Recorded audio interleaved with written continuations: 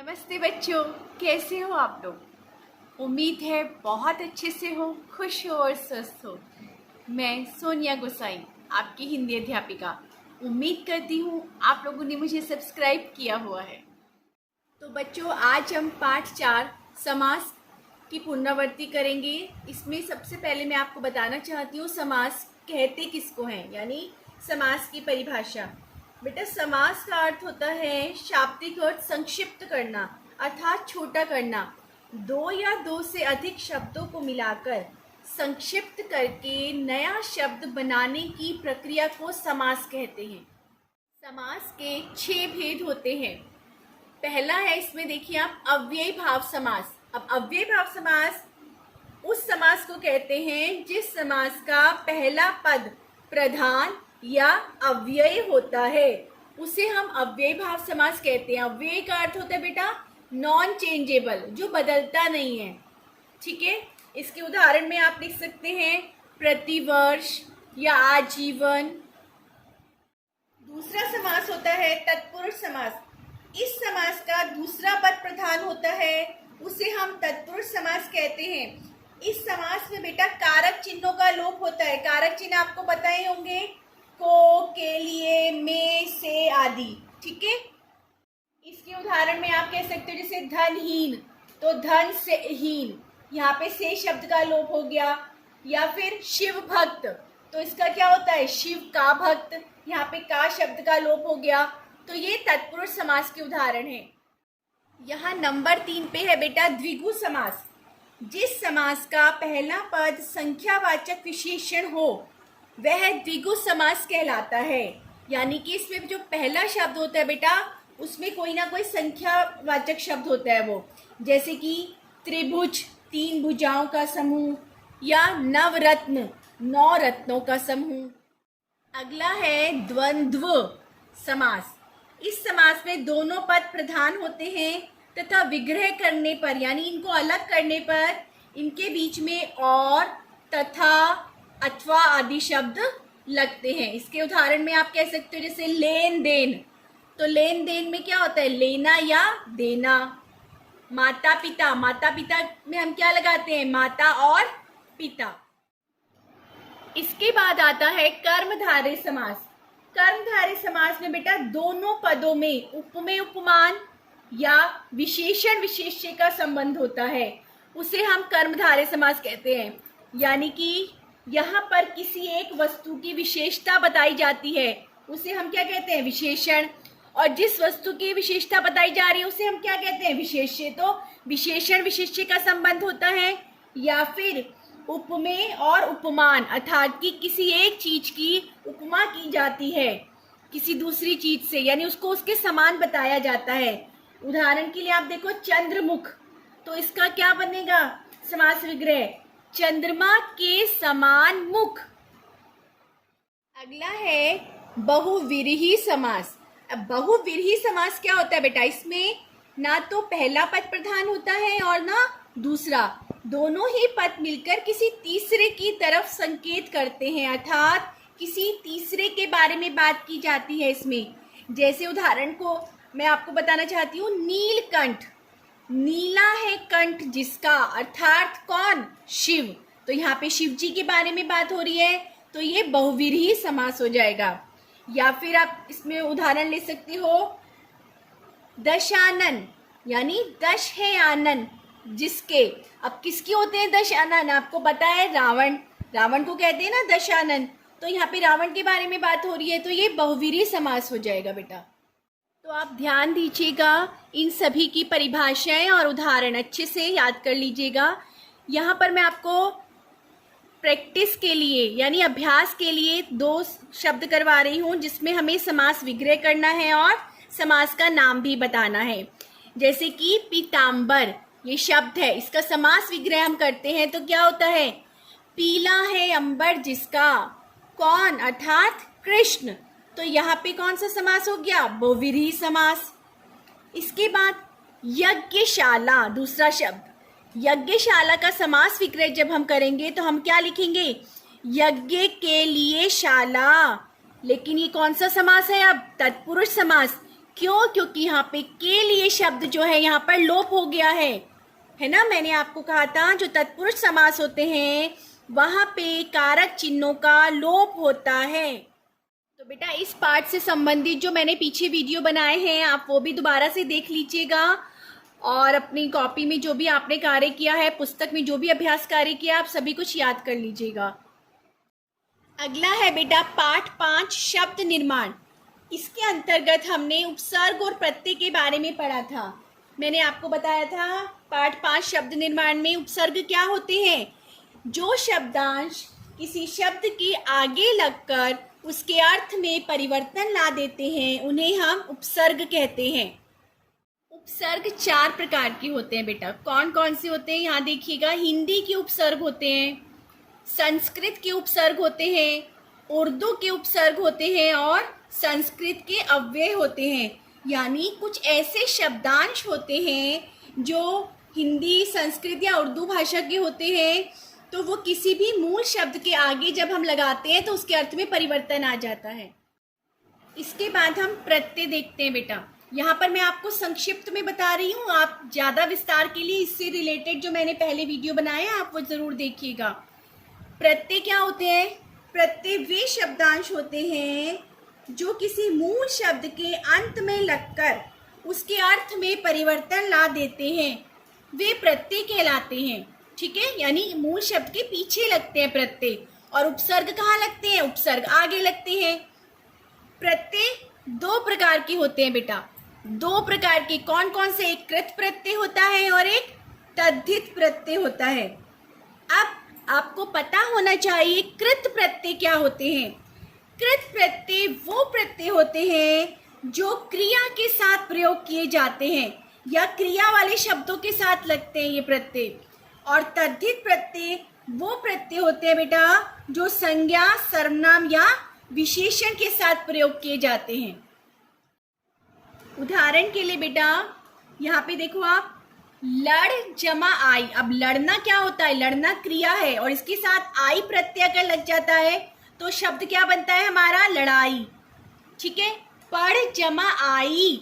अब पढ़ना क्या है? क्रिया है, और इसमें जब आई प्रत्यय लगेगा तो वो कृत प्रत्यय होगा और नया शब्द क्या बन जाएगा? पढ़ाई। इसी तरह से घूम जमा अक्कड़, तो नया शब्द क्या बन गया? घुमक्कड़। घूमना क्या है? क्रिया है, तो ये कृत प्रत्यय के उदाहरण है बेटा। अब तद्धित प्रत्यय के उदाहरण देखिए बेटा।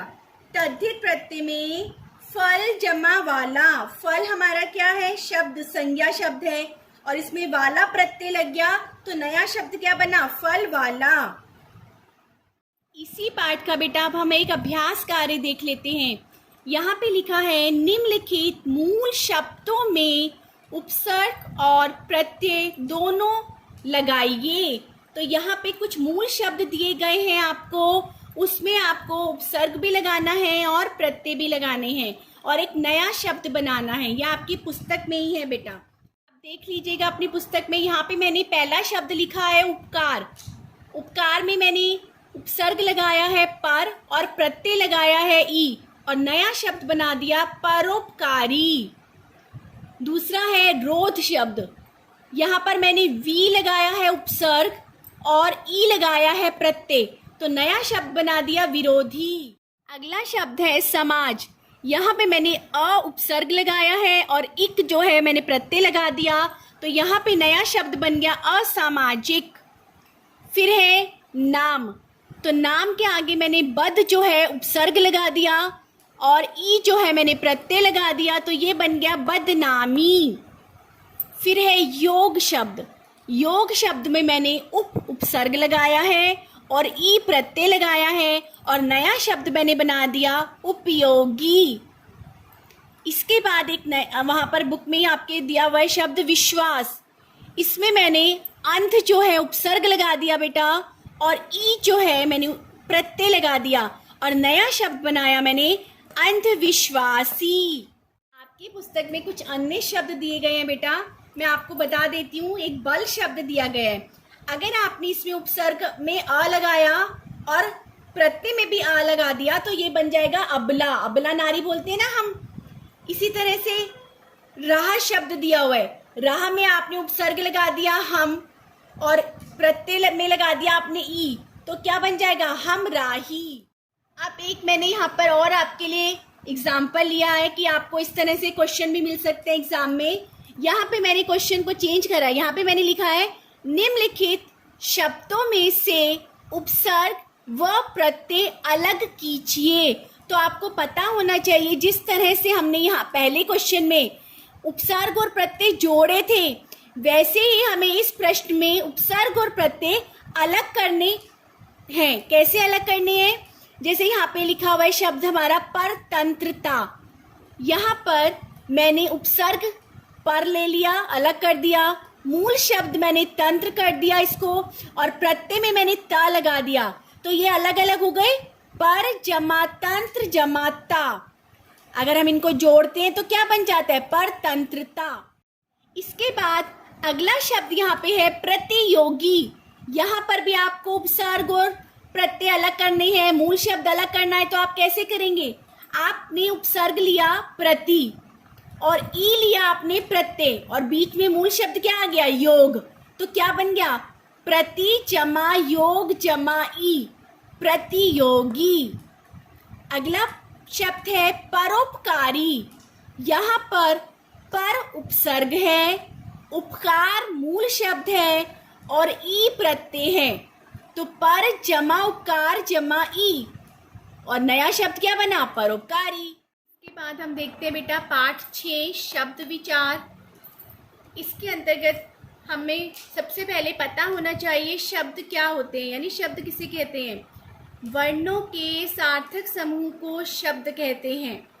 ठीक है, शब्दों का जो वर्गीकरण है वो 4 आधार पे किया गया है: उत्पत्ति का आधार, रचना का आधार, अर्थ का आधार और प्रयोग का आधार। इसके अंतर्गत भी बेटा इसको बांटा गया है शब्दों को। वो आप मेरे पिछले वीडियोस जो मैंने बताए हैं वहाँ पर भी आप देख सकते हैं विस्तार से, और अपनी पुस्तक में भी देख सकते हैं। यहाँ पे मैं आपको संक्षेप में बता रही हूँ। उत्पत्ति के आधार पे 4 भागों में बांटा गया बेटा: तत्सम शब्द, तद्भव शब्द, देशज शब्द और विदेशी शब्द। इसके बाद रचना के आधार पर 3 भागों में बांटा गया है शब्दों को: रूढ़ शब्द, यौगिक शब्द और योग रूढ़ शब्द। इसकी भी आप परिभाषाएं बेटा पुस्तक में से याद कर लीजिएगा, और मैंने पिछले वीडियोस में आपको बताई हैं, आप वहां से भी देख सकते हैं। इसके बाद आता है अर्थ के आधार पर। अर्थ के आधार पे बहुत सारे शब्द होते हैं बेटा।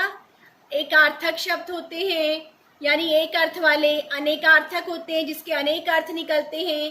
प्रायवाची शब्द होते हैं, जिसे हम समानार्थी शब्द भी कहते हैं। विलोम शब्द होते हैं, यानी विपरीत अर्थ वाले शब्द। फिर है श्रुति संभिन्नार्थक, जो देखने सुनने में समान होते हैं लेकिन इनका अर्थ भिन्न होता है। और फिर इसमें आते हैं वाक्यांश के लिए एक शब्द, जो कि हम वाक्यांश के लिए एक शब्द के उसमें लिखते हैं। इसके बाद आता है प्रयोग के आधार पर। इसमें बेटा 2 प्रकार के शब्द होते हैं: अविकारी शब्द और विकारी शब्द। यानी कि मैंने आपको बताया था कि जिन शब्दों में परिवर्तन होता है लिंग वचन कारक के कारण, उन्हें हम विकारी शब्द कहते हैं, और जिन शब्दों में परिवर्तन नहीं होता है लिंग वचन कारक के कारण, तो उन्हें हम अविकारी शब्द कहते हैं। इसी पाठ से संबंधित अब हम एक अभ्यास कार्य कर लेते हैं बेटा तत्सम तद्भव शब्दों का। ठीक है, आपकी पुस्तक में भी दिए गए हैं तत्सम तद्भव शब्द, आप उसमें से भी याद कर लीजिएगा, और ये अभ्यास कार्य भी आप ध्यान से देख लीजिएगा। यहाँ पे तद्भव शब्दों का तत्सम रूप हमने लिखना है: घोड़ा, घोटक, आँख, अक्षी, घी, घृत, मुंह, मुख, घड़ा, घट, खेत, क्षेत्र। फिर यहाँ पे देखिए बेटा तद्भव शब्द है, तत्सम रूप यहाँ पे लिखे हुए हैं। अब हम इसको उल्टा पढ़ लेते हैं बेटा, क्योंकि कई बार क्या होता है एग्जाम में तत्सम शब्दों का तद्भव रूप भी आ सकता है ना। तो अब आप यहाँ से पढ़िए। आश्रय, तो आश्रय का तद्भव क्या होगा? आसरा। मस्तक, मस्तक का तद्भव माथा। ओष्ठ, ओष्ठ का तद्भव होठ। नयन, नयन का तद्भव नैन। और कर्ण, कर्ण का तद्भव कान। बेटा आप इसमें और जो पुस्तक में दिए गए हैं सभी अभ्यास कार्य ध्यान से पढ़ लीजिएगा, और आपने जितना भी अब तक कार्य अपने उत्तर पुस्तिका में कॉपी में करा है वो भी आप जरूर याद कीजिएगा और पिछले वीडियोस भी आप जरूर देखिएगा। धन्यवाद।